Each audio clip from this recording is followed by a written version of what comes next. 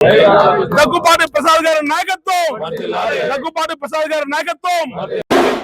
నిత్య కృషి వలుడు, నిరాడంబరుడు, నిగర్వి, సేవా తత్పరుడు.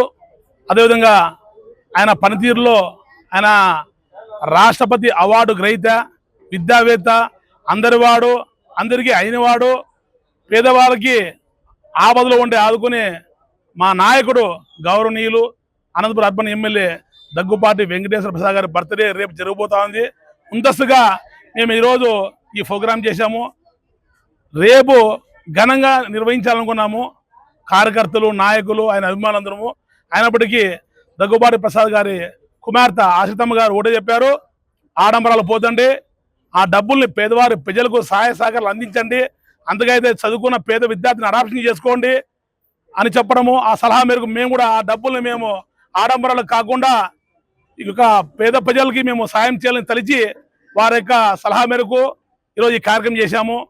ఆయన మన అనంతపురం అర్బన్ ఎమ్మెల్యే దగ్గుపాటి వెంకటేశ్వర ప్రసాద్ గతంలో ఎన్నో అభాండాలు, అసత్య ఆరోపణలతో ఆయన్ని తప్పుదో పట్టి చూశారు.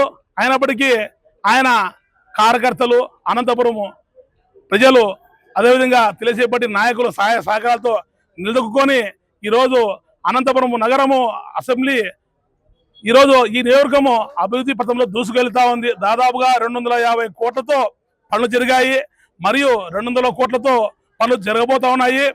చూసాము గత 40 ఏళ్ల నుంచి ఈ రజక నగరు, జనశక్తి నగరు, నడివంక ప్రాంతమైనటువంటి ఈ యొక్క ఆజాద్ నగరు, 4వ రోడ్డు, రంగస్వామి నగర్ ఇవన్నీ ఇప్పుడు ముప్పుకురేవి. గత 40 సంవత్సరాల నుంచి కబ్జా కోరల నుంచి విముక్తి కల్పించి నడివంకాని వెడల్పు చేసి ఆ నీరు ప్రవహించేలా మొన్ననే చేశారు.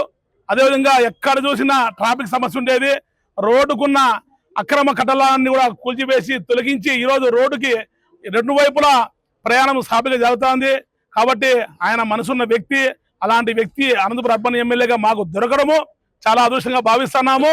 కాబట్టి ఆయనకి మరింతగా రేపు భవిష్యత్తులో ఆయనకు ఈ యొక్క రాజకీయంగా ఉన్నతమైన స్థానం చేరాలని, ఆయన మాకు సహాయం చేయడానికి, మన అనంతపురం నగరాన్ని అభివృద్ధి చేయడానికి ఆయనకి శక్తిని కలిగించాలని, అదేవిధంగా ఆ దేవుడు పరమశివుణ్ణి, అదేవిధంగా ఆయనకి ఎప్పుడూ మీ యొక్క అనంతపురం అర్బన్ ప్రజల ఆశీస్సులు, చంద్రబాబు నాయుడు గారి ఆశీస్సులు, నారా లోకేష్ బాబు ఆశీస్సులు ఎల్లవేళ ఉండాలని దేవుని కోరుకుంటూ జై తెలుగుదేశం, జై చంద్రబాబు.